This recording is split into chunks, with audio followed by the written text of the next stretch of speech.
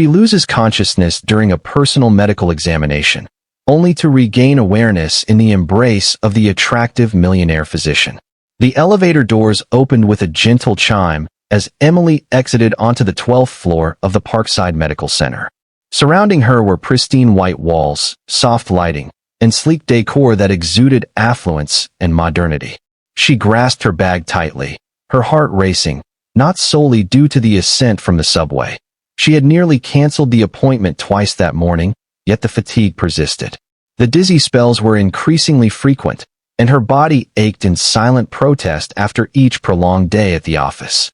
Something was amiss, and despite her aversion to hospitals and the vulnerability they induced, she ultimately acquiesced. At the reception, she provided her name, Emily Harper, and was escorted to a private examination room, part of the comprehensive wellness package she had hastily enrolled in online.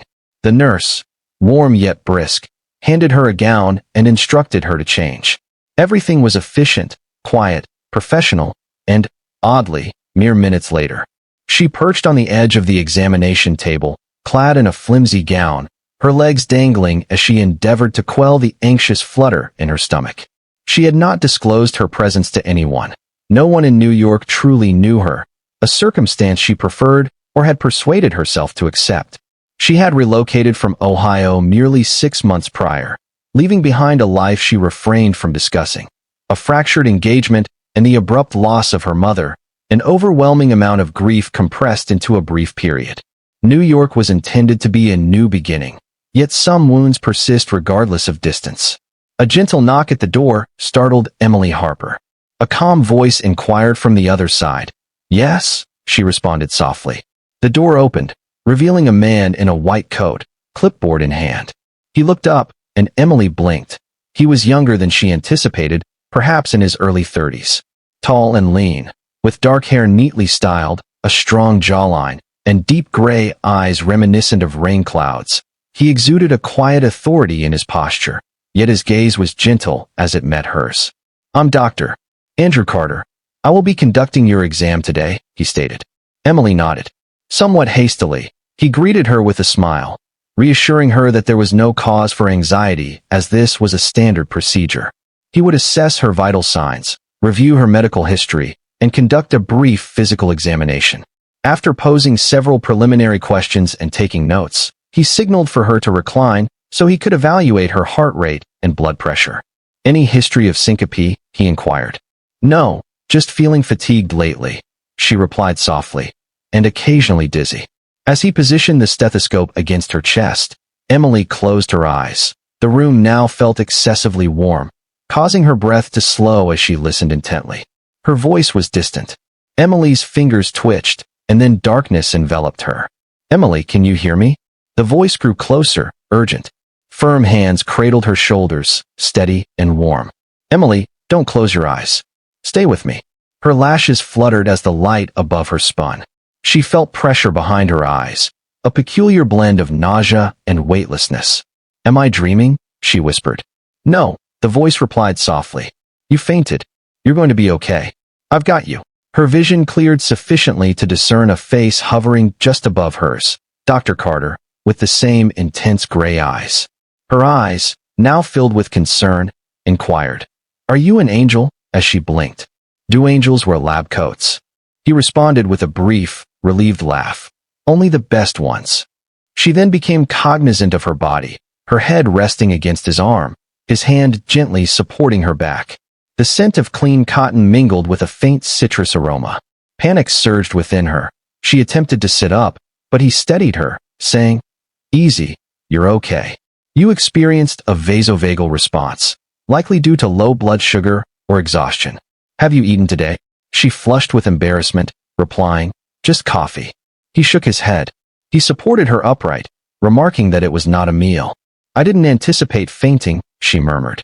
"No one ever does," he replied, his hand lingering on her shoulder for a moment longer before assisting her back onto the table. He moved with agility, expertly assessing her vitals, providing her with water, and placing a small cold pack at the nape of her neck. She sipped slowly, her cheeks flushed. "I apologize," she whispered. "That must have been dramatic." He smiled as he settled beside her on the stool. This is not the first instance of someone fainting in my office, but it is certainly the first of this nature. They inquired whether I was an angel. Emily sighed softly. I was perhaps delirious, but it was somewhat flattering. A pause ensued between them as he leaned forward slightly. Do you live alone? He asked. She nodded. I just moved here. I don't really know anyone yet. He examined her face, not intrusively, but with quiet concern. You're not alone right now. Something about his tone caused her chest to tighten. She averted her gaze. Thanks for catching me. He stood, draping the stethoscope around his neck, and somehow, she believed him. Emily sat up. Gradually, the paper sheet rustled beneath her as she endeavored to regulate her breathing. Her head still felt somewhat light, but the worst had subsided. She grasped the cup of water in her hands, appreciative of its coolness and the unwavering presence seated across from her. Dr. Andrew Carter had not departed. He had not delegated her care to a nurse or excused himself for another appointment. Instead, he remained seated, legs crossed, with a relaxed yet attentive posture, as if she were his sole patient that day. This reality alone unsettled her more than the fainting spell. You really need not remain, Emily remarked, disrupting the silence with a soft, uncertain tone. I am not in a hurry, he responded gently, and you are not yet prepared to stand. She nodded, her cheeks still tinged with embarrassment. Is this typical? She inquired. Yes, particularly when one has skipped meals and is subsisting on caffeine and stress, he replied, tilting his head. Residing in New York tends to induce such conditions. His tone was light, yet his eyes maintained a steady, quiet attentiveness. It was neither flirtation nor clinical detachment, but rather a profound engagement. Another instance of authentic concern manifested with the meticulousness of an observer who perceived all yet rendered no judgment. Nevertheless, she remarked, I am certain you have numerous other patients who are not fainting in your embrace. He smiled and replied, Today, my sole focus is on the one who did. Her breath momentarily faltered before she averted her gaze to the cup in her hands. A gentle knock resonated at the door. A woman in scrubs, clutching a clipboard, peered in. Dr. Carter, your 2 o'clock appointment. Should I reschedule? He glanced at the clock on the wall, and then back at Emily, stating, I will be. He stated there at 15, prompting the nurse to blink in surprise before she nodded and stepped away. Emily raised an eyebrow. I didn't mean to disrupt your schedule, she remarked. You're not, he replied succinctly. Sometimes, those who appear to require the least assistance actually need it the most. His words resonated softly yet profoundly. She remained silent, fixated on her water cup. You just relocated here? He inquired. She nodded. A few months ago. New job, new life, still navigating it all. He offered a knowing smile. Let me guess. Pushing too hard, trying not to ask for help. She sought assistance in feigning normalcy. Startled, she looked up. Are you always this perceptive? He chuckled. It's a hazard of the job, but I've also experienced it. She tilted her head slightly. Somehow, I can't envision you being overwhelmed by anything. Oh, I've had my moments, he replied, more than I care to admit. The softness of his tone, devoid of ego, intrigued her. She briefly contemplated the life concealed beneath that impeccably tailored lab coat, behind the facade of cool confidence and serene eyes. As if sensing her thoughts, he stood and approached the small. In the corner, he washed his hands with practiced ease. You are stable now, but I advise you to rest for another 15 minutes before standing. I will arrange for someone to bring you juice and a protein bar. Low blood sugar is serious. Thank you, she replied, her voice slightly diminished, for everything. He turned to her, drying his hands with a towel. It is my duty. No, she insisted, it is more than that. Their eyes met for a moment, but as if the connection had become too apparent, he broke it and smiled gently. Well, do not disclose this. I have a reputation to maintain. Her emotional unavailability elicited a soft laugh from her, surprised by the naturalness of the moment after he exited. Emily reclined against the cushioned examination table, gazing at the ceiling. Her heart raced for different reasons now. Meanwhile, outside, the nurse who had previously interrupted encountered Dr. Carter in the hallway. How is she? She inquired. He nodded. Just fainted. Exhaustion, low glucose. The nurse narrowed her eyes playfully. You skipped 2 meetings for her. He shrugged. She needed a doctor. You haven't attended an entire patient appointment, she remarked. Dr. Carter paused, glancing back toward the examination room. I understand, he said softly. That is what distinguishes this situation. Jess leaned against the kitchen counter, arms crossed, and eyebrow raised. So, let me clarify. You fainted, actually fainted, into the arms of an attractive doctor. Emily rolled her eyes while stirring her tea, deliberately avoiding eye contact. Do not trivialize it. It was medical, clinical, and very professional. Jess smirked. He remained with you afterward and skipped his next appointment for you. He is undeniably handsome. That sounds rather appealing. Emily shook her head, yet her lips quivered with the semblance of a smile. It was merely a physician performing his duties. And your continued blushing 2 days later is entirely coincidental? I am not blushing. You are mistaken, Emily retorted, exhaling a sigh as she leaned against the counter, cradling her tea. I am not seeking anything. Jess's playful banter softened the atmosphere. I understand. I merely suggest that you refrain from closing the door before you even glance inside. Emily remained silent, her gaze drifting to the window, observing the gentle descent of snowflakes. Flurries danced against the glass as the silence between them intensified until Jess, with gentle curiosity, inquired, You haven't mentioned him since Ohio. Emily briefly closed her eyes and took a prolonged sip of her tea. I prefer not to revisit that chapter, she replied. Yet, in the stillness of the apartment, memories surfaced unbidden. 2 years prior, she had stood in a white dress, bouquet trembling in her hands, her heart brimming with anticipation and trepidation. The night before, she had received an anonymous email containing photographs of her fiancé, smiling intimately with another. A woman received messages that served as incontrovertible evidence she had not disclosed to anyone that she stood there the following morning, veil in hand, makeup applied, and departed from the altar before the music commenced. That same month, her mother perished in a car accident en route to meet her, leaving them without a chance to bid farewell. Subsequently, something within Emily had shut down, love transformed into something erratic and harsh. She relocated and reconstructed her life, yet she never permitted anyone to get close again, not truly. She returned her focus to the present, with Jess observing her silently. Understanding. I'm fine, Emily stated softly. I have my job, a roof over my head, and I require nothing more. Jess refrained from disputing. Instead, she embraced her briefly and murmured, Just don't forget how to feel, okay?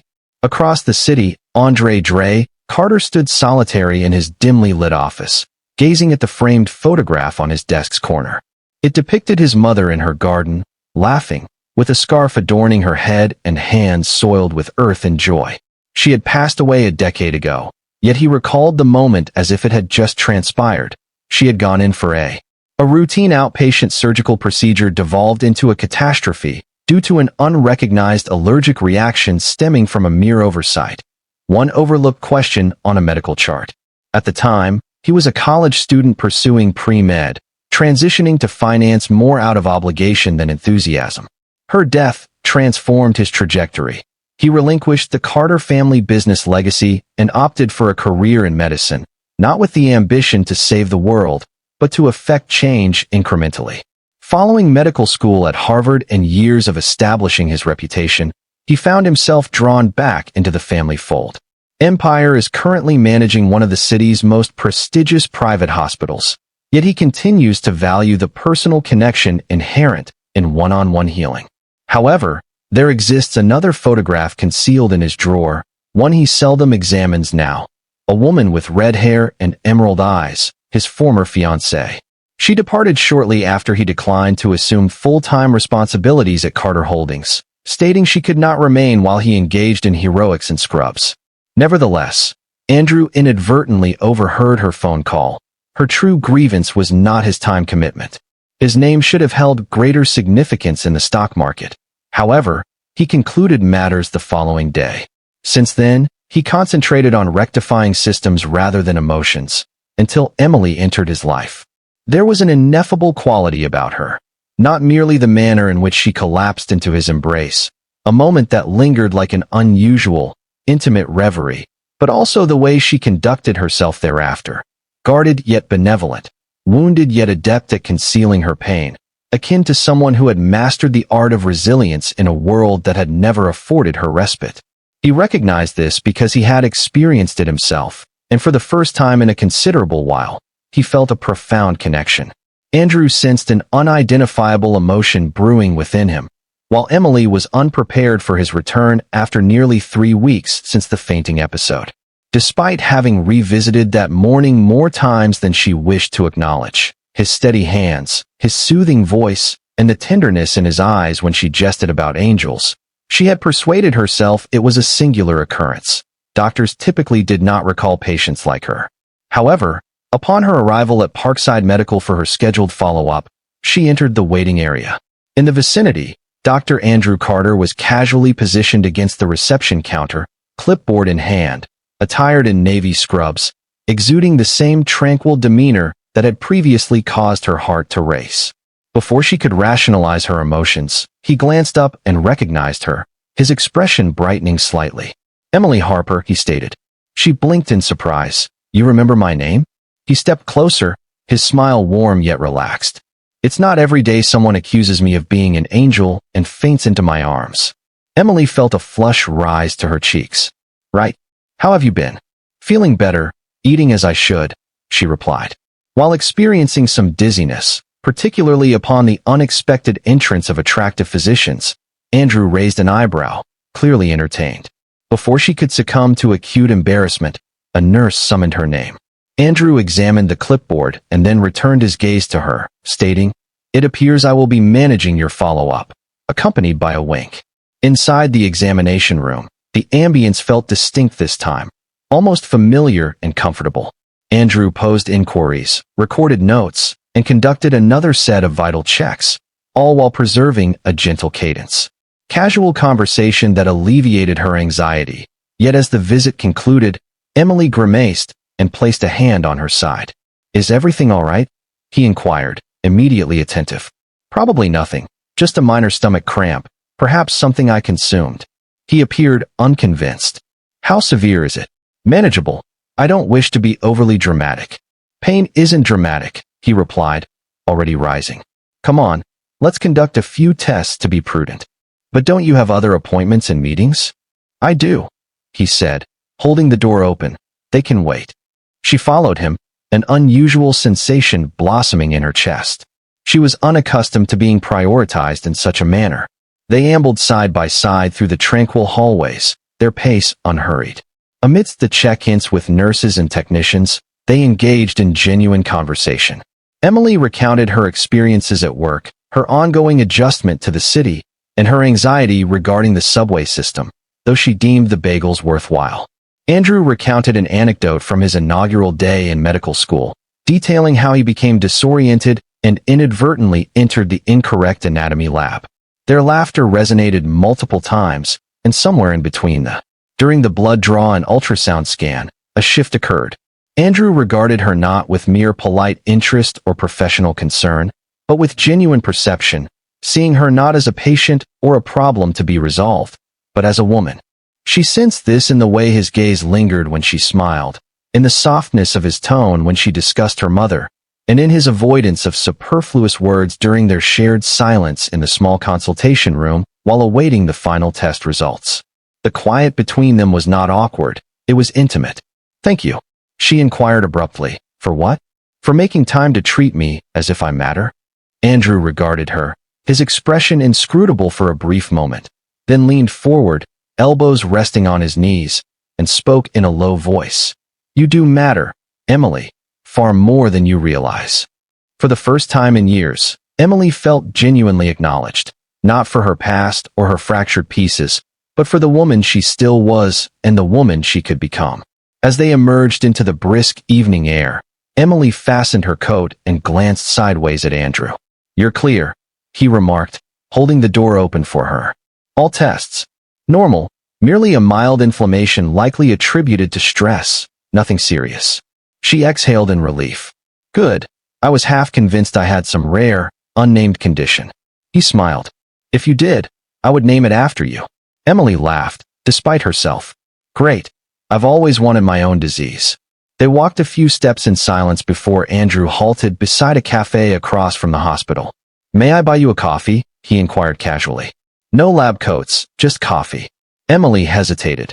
The invitation was simple and unthreatening, yet something within her resisted, an old voice. She reminded him that she no longer engaged in such activities. I appreciate it, but I must return home, she stated hastily. Andrew refrained from pressing the matter and simply nodded, exhibiting the same calm patience she was beginning to associate with him. No problem, he replied. Perhaps another time. She offered an awkward smile. That night, Emily was unable to sleep. She lay in bed, gazing at the ceiling and replaying his words. No pressure, just coffee. Yet, it felt more significant. Not romantic, not yet, but rather an invitation to a door she had long hesitated to approach. By morning, her phone was. Before she could overanalyze, Emily inquired about the coffee offer. The response arrived within minutes. I thought you'd never ask, Andrew replied. They convened at a tranquil corner cafe the following evening, devoid of hospital lighting and gowns, just her in a navy sweater and jeans, and him in a dark coat and scarf. Both bore the light burden of nervous anticipation. What commenced as trivial conversation evolved into profound dialogue, encompassing anecdotes about childhood, family, her initial job, and his teenage years. They discovered a harmonious cadence in shared silences and unexpected laughter. Emily recounted her relocation to New York, expressing her need to escape the devastation of her losses and how, for a time, she felt like a specter traversing her own existence. Andrew listened intently, not in the customary manner of nodding and anticipating his turn to speak, but with genuine focus. His gaze remained steady and his attention unwavering. When it was his turn, he quietly shared, My mother passed away when I was 20. His fingers curled around his coffee cup as he continued. It was a routine surgery, something minor, but the hospital overlooked a critical detail in her chart. She had an allergy that was missed. Emily's heart constricted as she recalled studying finance, while he persisted in his plans to join the family business. I abandoned everything the week she passed away and never reconsidered. Is that why you pursued a career in medicine? She inquired. He nodded, stating, I couldn't save her, but I hoped to prevent such tragedies from befalling others. Emily gazed down at her hands. That's noble, she remarked. He shook his head, replying, It's primarily grief, but it has profoundly influenced me. They sat in silence for a while, the cafe humming softly around them, insulated from the cold outside. Emily inhaled deeply. At times, I perceive a diminished sense of self-worth following the disintegration of my engagement and the loss of my mother. I feel as though I am a mere shadow of my former self, lacking in various aspects. Andrew remained silent for a prolonged moment before gently stating that if anyone has ever made you feel inadequate, that sentiment is a reflection of their shortcomings, not yours. His words resonated deeply within her, prompting Emily to feel tears surge, sudden and intense. She averted her gaze, blinking rapidly. I apologize, she murmured, feeling embarrassed. Do not be, Andrew replied. You are entitled to your emotions. She nodded, wiping her tears away. Her cheek, I am unaccustomed to this. Individuals attentive, articulating the appropriate sentiments. I do not consistently excel at expressing them, he conceded, yet I genuinely mean them. From that night onward, an unarticulated bond began to develop. They commenced texting each evening, initially with brief messages, inside jokes and daily updates, progressing to more profound exchanges, book recommendations, and personal fears they confided in no one else. Emily discovered herself anticipating the illumination of his name on her phone, while Andrew began checking his inbox prior to his morning coffee. The connection was not explosive, it was gradual, steady, akin to warmth infiltrating a long cold room. Emily allowed herself to contemplate the notion that healing might not necessarily entail forgetting. Rather, it could signify a new beginning. This realization occurred serendipitously when Emily visited Parkside to submit some insurance paperwork, an unremarkable task for which she had not intended to encounter Andrew. In truth, she was uncertain about her desire to see him. Their relationship had become increasingly comfortable, perhaps excessively so, as her anticipation for his messages grew with each exchange. As she began to believe in something she had long repressed, hope, she was passing the hallway near the administrative offices when she inadvertently overheard his voice. "She's lovely," a woman remarked. "Andrew, her father's on the board." Andrew interjected, sounding weary, "But I'm not looking to get serious with anyone right now." Emily froze. The words struck her like a blow, expelling the air from her lungs. She did not remain to hear more that night. Responding to his customary message, Andrew expressed, "Long day, missing our late-night conversations. Are you well?" She gazed at it for an extended period before deactivating her phone. 2 days elapsed, then 3, and the silence between them expanded, permeating every corner of her apartment. "I've noticed you haven't mentioned your doctor lately," she remarked. Emily shrugged, attempting to sound nonchalant. "I suppose he's been busy," she replied, yet the ache in her chest conveyed a different narrative. He had not committed any transgressions, not truly. He had made no promises, issued no declarations, nor established any labels, yet still, he regarded her as he listened, and as he appeared. She had allowed herself to believe it was more. Perhaps it had merely been kindness. Perhaps she had fabricated the entire scenario in her mind. Andrew perceived the change immediately. She ceased responding and stopped initiating contact when she missed her scheduled follow-up. Something within him tightened. He waited an additional day before contacting the front desk. Did Emily Harper reschedule her appointment? "No, Dr. Carter," the receptionist replied. "She simply did not attend." He terminated the call and sat in silence in his office, tapping the. He rested the edge of his pen against the desk, contemplating whether she would abandon him. However, he had witnessed this phenomenon previously. Individuals vanished when confronted with fear or overwhelming reality. Nonetheless, the silence persisted, transcending mere unreturned messages. It embodied her absence that weekend.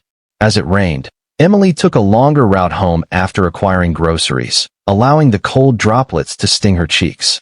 She had not wept in some time, having refrained from doing so, but now, beneath the overcast sky, with her hoodie drenched, her chest felt excessively burdened. She halted in the midst of the sidewalk, her tears merging with the rain, rendering them indistinguishable. Unrelenting, the world around her became a blur as she stood quaking in the tempest, acknowledging that she had allowed herself to hope once more, only to grieve for something she had never possessed the audacity to assert. The front desk receptionist glanced up in mild astonishment as Andrew Carter entered the open-plan office of the design firm where Emily was employed. He appeared out of place, impeccably attired in a charcoal coat, tall and composed, exuding a quiet demeanor. The intensity of his presence compelled individuals to step aside, though they could not comprehend the reason. His eyes, anxious beneath a facade of composure, searched for answers. "I am here to see Emily Harper," he stated. The receptionist blinked in response. "She is currently in a meeting." "I will wait," he replied. He settled onto the low leather bench by the window, clasped his hands, and gazed out at the bustling street, scarcely registering its activity. He had left 5 messages, 2 emails, and 1 voicemail, regretting the second message he had sent, yet thoughts of her had not ceased to occupy his mind, not for a moment. The silence was punctuated by the intensifying pain of longing for someone who had never truly belonged to him. When Emily finally entered the lobby, her pace diminished upon spotting him. For a fleeting moment, she appeared as though she might retreat, yet she approached instead, measured and composed. "Andrew," she stated, her tone devoid of emotion. He replied with a simple, "Hi," and they maintained eye contact for an extended moment. "I understand you owe me nothing," he began softly, "and I assure you I won't detain you long, but I felt compelled to convey something in person." She remained silent, yet did not depart. "On that day, during the conversation you overheard, he mentioned that I was being coerced into a blind date, a familial arrangement orchestrated by my aunt. I informed her that I was not seeking anything serious, particularly not with someone unfamiliar or selected for me." His voice remained composed, yet his eyes conveyed desperation. "However, I was not referring to you, Emily. You are neither a mere substitute nor a transient affair." Her brows knitted in confusion. "Then why express it in such a manner?" Because I have spent the majority of my life being dictated to regarding whom I should associate with, and I. He was reluctant to allow anyone to assume they could dictate his choices again. He exhaled, releasing the burden of weeks that had weighed heavily upon him. I should have been more explicit. I should have communicated sooner. I didn't believe it was necessary. His voice softened. However, I now recognize that I caused you pain, and I apologize. Emily averted her gaze, her arms encircling herself. Her expression remained inscrutable, yet her eyes lacked their previous intensity. She murmured, "It wasn't merely the words, Andrew. It was the implications they carried." He nodded slowly. "I understand, and I detest that I made you feel this way." A prolonged silence ensued as the receptionist feigned engrossment in her keyboard. Andrew inhaled deeply and then quietly remarked, "I am uncertain about the nature of our relationship, but it is significant to me. You are significant to me. If there exists even a minor inclination within you to continue progressing, I will be here." Emily did not respond verbally. She merely offered a subtle nod before turning and proceeding down the hallway without further comment. Andrew departed, harboring no expectations. However, later that evening, after hours of silence, his phone vibrated with a message from Emily. "I am prepared to listen further, if you are." They met at Central Park the following afternoon, without tablecloths or dinner reservations, merely a bench beneath the bare branches of winter trees, their breath misting in the cold. He brought coffee. She brought gloves, which she never wore as they reminded her of her mother. Initially, they sat in silence, side by side, observing a family of ducks gliding across the partially frozen lake. "I missed this," he eventually said. "Me too," she responded softly. They discussed the unspoken matters concerning fear and timing, concerning the essence of caring for someone quietly, devoid of labels. Emily recounted the years she endeavored to diminish herself to avoid abandonment. Andrew revealed his frequent self-doubt regarding his own emotions after being told they were insufficient. Then, without preamble, he grasped her hand, their fingers intertwining gently, akin to two individuals reacquainting themselves with a long-forgotten language. Andrew faced her, his voice scarcely above a whisper, stating, "I do not require your perfection, Emily." She truly required his presence. Tears brimmed in her eyes, yet she did not avert her gaze this time. She grasped his hand and murmured, "I am here." They did not require assurances that afternoon, nor did they need to delineate the future. They simply sat together, two individuals who had endured hardship and possessed the courage to attempt again. 1 year later, the clinic lobby resonated with laughter, gentle conversations, and a subtle hum of gratitude. Emily stood by the reception desk, clipboard in hand, smiling as a young mother embraced a volunteer nurse. The day had exceeded her expectations, with over 100 patients attended to, numerous children vaccinated, and complimentary checkups administered to seniors who had not seen a physician in years. The inaugural Community Health Day, organized by Parkside Medical and spearheaded by Dr. Andrew Carter, was an event she had meticulously coordinated from inception to conclusion. For the first time in years, she felt not only useful but also complete. Across the room, Andrew met her gaze and bestowed a wink that still caused her heart to flutter. He was clad in his customary navy scrubs, with sleeves rolled up, stethoscope still draped around his neck, and a warm fatigue evident in his eyes from a job well executed. He approached her after the last patient departed, playfully brushing imaginary dust from her shoulder. "You survived," he jested. "Barely. My legs will stage a protest tomorrow," she replied. He smiled and leaned in just enough for her to hear. "I have a remedy for that." "Oh," she inquired, amused. "Is it medically sanctioned?" "Absolutely not," he responded, gently taking her hand. They traversed the now quiet clinic in silence, passing rooms that had once felt cold and clinical, yet now imbued with memories of laughter and moments of truth. He paused before a familiar door. "Exam room 3. Do you recall this room?" he inquired. She smiled gently, reminiscing about the time she accused him of being an angel before losing consciousness in his arms. He chuckled softly and opened the door. The lights were dimmed, and a small bouquet of white peonies, her favorite, rested on the counter. On the exam table, where she had once lain unconscious, there was a small black velvet box. Emily froze. Andrew turned to her, his gaze unwavering and voice low. "The first time I saw, as you lay here, I was unaware of your name or any details about you. Yet I distinctly recall contemplating that if I ever had the opportunity to safeguard you and keep you near, I would not allow it to escape." He reached for the box and opened it.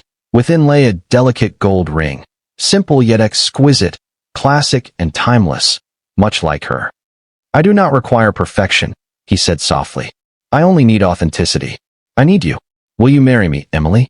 Her breath caught, her eyes already shimmering with tears.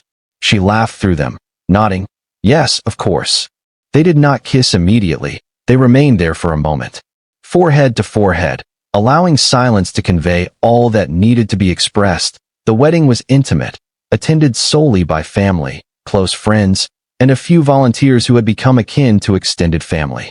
It took place in the garden behind the clinic, a previously neglected and overgrown area now flourishing with flowers, benches, and ivy-covered trellises. This was the same garden where Emily had dedicated weekends to restoration, planting hope one root at a time. Jess stood beside her as maid of honor, while Noah, Andrew's young cousin, carried the rings. Even the receptionist, who had once feigned indifference, was present. Amidst the palpable tension in the hallway, soft weeping emanated from the back row. When the moment for vows arrived, Emily clasped Andrew's hands and gazed into his unwavering eyes, which had never strayed from her since their initial encounter. "I once fainted from exhaustion," she recounted, her voice quivering, "and I awoke in the embrace of a man who would teach my heart to breathe anew." There was not a dry eye in the garden as they sealed the moment with a kiss, sweet, certain, and imbued with the promise they had both ardently fought to reclaim. As the sun set over the city, illuminating the clinic walls with a golden hue, Emily and Andrew stood beneath the archway adorned with white flowers, no longer defined as doctor and patient, nor as fractured strangers, but as two souls who had discovered solace in one another. Love does not always manifest with grand displays or impeccable timing. At times, it emerges in the tranquil moments, in a subtle heartbeat, in a physician's tender touch, or in an unexpected second chance. Emily and Andrew's narrative serves as a reminder that healing commences when we summon the courage to hope anew, and that even the many shattered hearts can ultimately rediscover love. If this narrative resonated with you, evoked warmth, or elicited tears, kindly like, share, and subscribe to Soul-Stirring Stories. Here, we narrate tales that not only entertain but also heal, inspire, and reassure you that you are not alone. Until next time, continue to believe, feel, and perpetually choose kindness.